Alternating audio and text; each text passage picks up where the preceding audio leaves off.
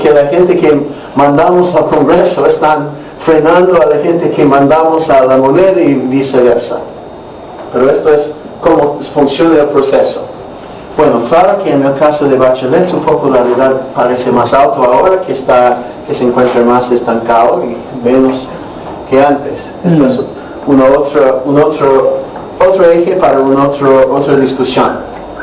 Pero esto es más o menos el modelo de Crable sobre gridlock y sobre las políticas de bisagra. ¿Por qué de bisagra? Bueno, porque este votante en el Senado, por ejemplo, es como el bisagra en que tornan las políticas. El Ejecutivo puede proponer hasta el punto en que este senador no está conforme con el cambio. Igualmente, lo que se encuentra a la izquierda también es un bisagra en la política, porque el Ejecutivo, pensamos normalmente en el Ejecutivo como el impulsor de proyectos, pero también el Ejecutivo tiene altas facultades para frenar al cambio. O sea, el Ejecutivo minoritario tiene altas facultades para parar el cambio. Pensamos por ejemplo, el presidente Bush en los Estados Unidos entre 2006 y 2008. Se encontró con un Congreso que estaba hostil, un poquito hostigado con él, pero tenía su minoría en el Congreso, lo suficiente para ejercer su veto. Y así él se cambió de alguien que no podía efectuar los cambios que quería hasta alguien que sí podía frenar el cambio. Y bueno, si algún día el Ejecutivo enfrente una oposición bien organizada en el Congreso, bien ordenado, también vamos a ver que el Ejecutivo no está sin elementos para frenar el cambio. Entonces, en un sistema así como lo chileno, es fácil de parar los cambios, es más difícil impulsar a cambios. Claro que el Ejecutivo tiene varias armas como urgencias, etc., pero estos más bien le permite controlar la agenda, no le permite exigir los votos de los demás. Claro que tiene unos poderes de insistencia, en que si algo está rechazado por una Cámara, se puede ser aprobado en la otra Cámara por una hipermayoría y puesto en la ley. Pero en los hechos casi nunca pasa, porque las mayorías en las dos cámaras están muy parecidas una a la otra. Y entonces, esto es el punto de vista de Crable sobre los varios hechos. Podemos pensar varias cosas sobre este modelo. Por uno, está exógeno, quien está a cargo de la agenda. En un sistema como lo de Chile, que era abajo de la Constitución de 80, el presidente es más o menos el que controla la agenda.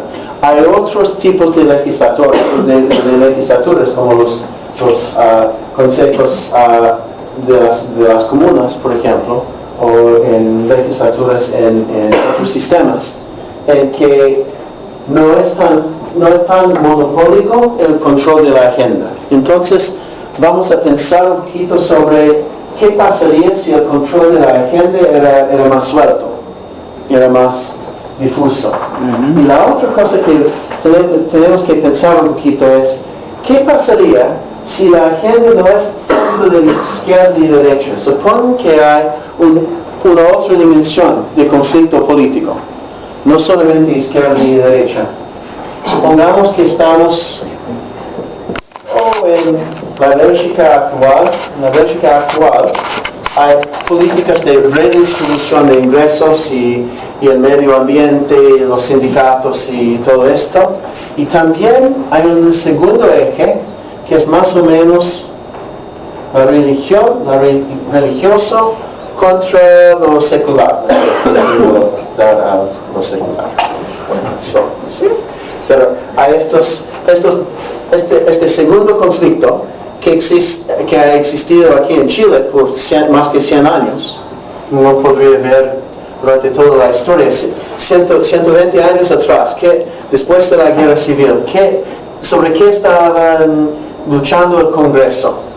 Sobre si la gente podría casarse no por la iglesia, si los cementerios deben ser de la iglesia o pueden ser seculares. Estas eran las discusiones de la época.